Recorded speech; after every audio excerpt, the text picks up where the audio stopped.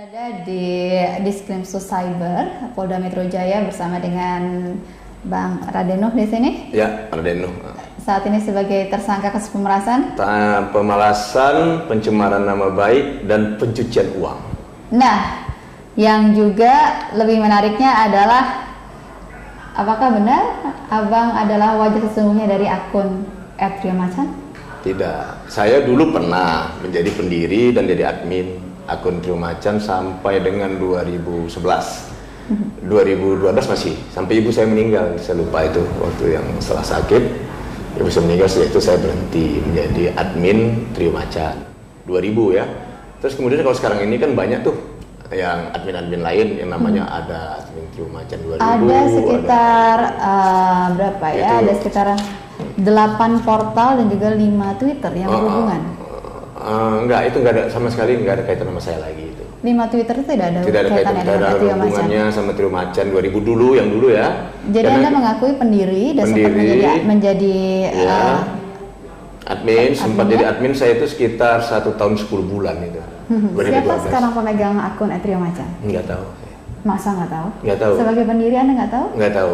Kalau dulu waktu tahun 2012, saya pernah tahu Abang dalam satu interview mengatakan bahwa @triomacan ini adalah satu jaringan, gitu ya. Betul. Di dalamnya itu ada staf khusus menteri, kemudian ada pensiunan polisi, ada jenderal, ada pengurus partai, ada bais, ada bin, ada anggota DPR. Begini, itu bukan ada di dalamnya, tetapi kita itu punya jaringan itu kepada pejabat-pejabat, baik yang aktif maupun yang non aktif. Yang sudah pensiun maksudnya. Jadi itu bisa merupakan narasumber, bisa juga tempat kita sharing, bisa juga merupakan orang yang kita minta tolongin. Misalnya apabila ada suatu masalah atau suatu kasus tertentu gitu.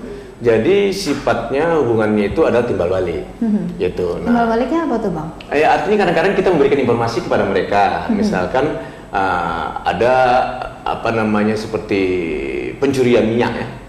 Pencurian minyak di Pelaju itu merugikan negara sampai dengan 1 triliun. Kemudian ada pencurian minyak di Banyuwangi. Nah, itu Abang memberikan informasi. Informasi. Nah, bagian dari para pensiunan polisi, jenderal, politisi dan juga ini bagiannya mereka apa? Memberikan apa? Kalau yang untuk yang aktif, kita minta itu di follow up. Misalnya untuk kasus yang di Pelaju, dulu kan kita langsung laporkan kepada Setkap ya. Jadi mereka menyediakan data juga buat Abang? Enggak semua. Ada yang memberikan kita data. Menyediakan informasi. Ada yang kita memberikan informasi. Jadi sifatnya itu adalah timbal balik. Itu ya. Ada yang kita minta tolongin mereka untuk menyelesaikan kasus. Gitu. Nah, contohnya seperti tadi tuh, yang paling ingat saya itu yang di Pelaju yang 1 triliun ya. Itu kan ketika dilaporkan oleh Triomacan kepada pihak yang terkait gitu. Nah, pada sore harinya langsung Direksi Pertamina melaporkan si pencuri minyak di Pelaju yang 1 triliun setahun itu kepada pihak kepolisian. Nah, jadi ada juga nggak seperti misalnya pesanan?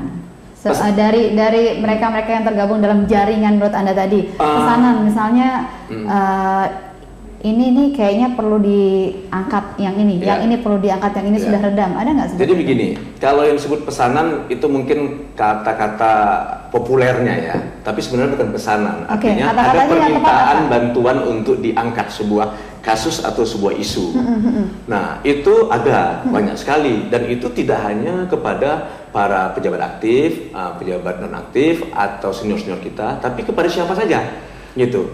Jadi misalkan kayak kemarin itu, ya itu kan pernah ada nenek apa itu yang saya baca itu, nenek terzolimin gitu ya, yang kasus tanah dia yang ada di Makassar. Itu kan datang orangnya ke kantor, kemudian diterima oleh JAP, kemudian dianalisa kasusnya, dan ternyata itu setelah dianalisa hasilnya sangat diyakini telah terjadi penzoliman terhadap orang yang punya tanah gitu. Abang bilang katanya sudah 2012 sudah nggak lagi. Kasus nenek ini kan baru-baru ini. Nah, itu berarti masih dong di @triomacan. Di JAP saya bilang tadi kan. Yang di JAP-nya. Kita akan lagi bicara dalam @triomacan nih. Nah, dari JAP isu tersebut bagaimana kaitannya dengan JAP? JAP ini kan adalah tangan JAP, Jaringan Advokat Publik, itu adalah tangan atau organnya kawan-kawan untuk di dunia nyata, gitu, melaporkan misalkan kayak kemarin itu korupsi Telkom, ya, itu kepada Jaksa Agung langsung melaporkan korupsi Telkom yang akuisisi ini kepada KPK. Jadi berhubungan juga ya, JAP ini memberikan masukan juga kepada Trio Macan begitu ya. Nah Bang, kalau saya kan followernya Trio Macan juga, setiap hari nih saya baca nih di Twitter dari Trio Macan. Kalau saya menangkap ada menyerang orang-orang tertentu, begitu. Bukan ya? menyerang.